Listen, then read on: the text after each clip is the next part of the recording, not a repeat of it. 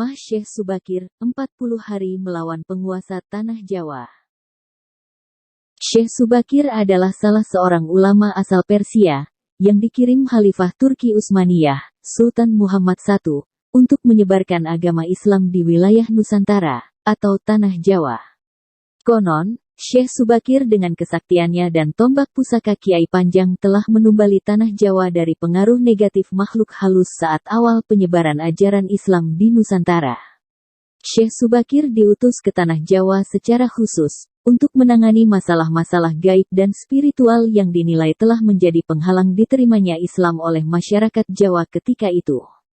Karena Syekh Subakir ahli dalam meruqyah, ekologi, meteorologi dan geofisika.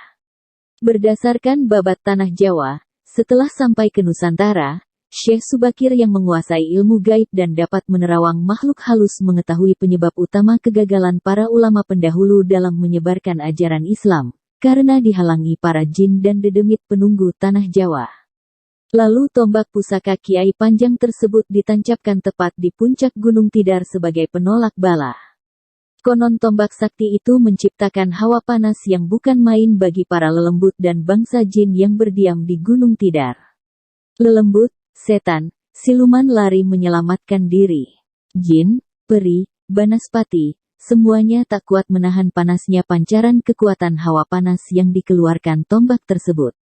Sebagian jin yang lain ada yang mati akibat hawa panas dari tumbal yang dipasang Syekh Subakir tersebut.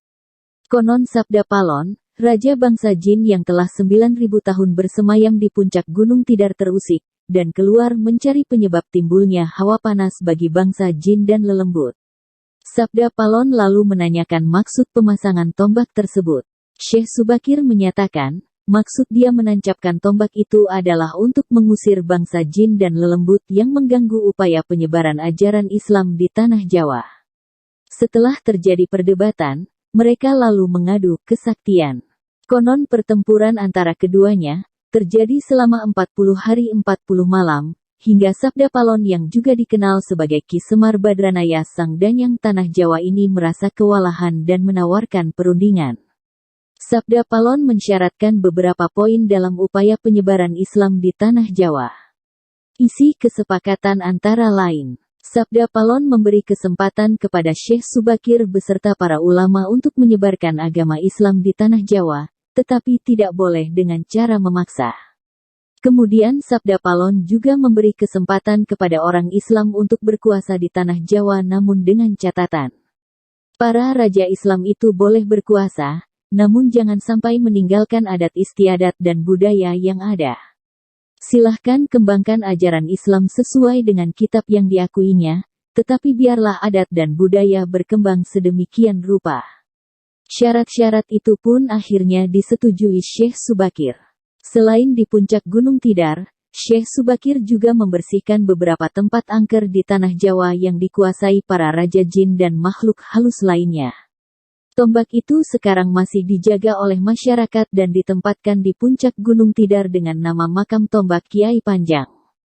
Dengan adanya tombak sakti itu, maka amanlah Gunung Tidar dari kekuasaan para jin dan makhluk halus.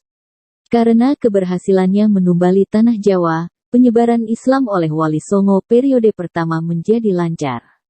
Syekh Subakir lalu menjadi sangat terkenal dan dikagumi di kalangan para pendekar, penganut ilmu gaib dan kanuragan, bangsawan, serta masyarakat di Tanah Jawa ketika itu.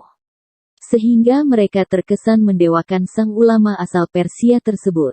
Akhirnya, untuk melepaskan kefanatikan masyarakat terhadap Syekh Subakir dan untuk menjaga akidah umat Islam, maka pada tahun 1462 Masehi, Syekh Subakir pulang ke Persia, Iran.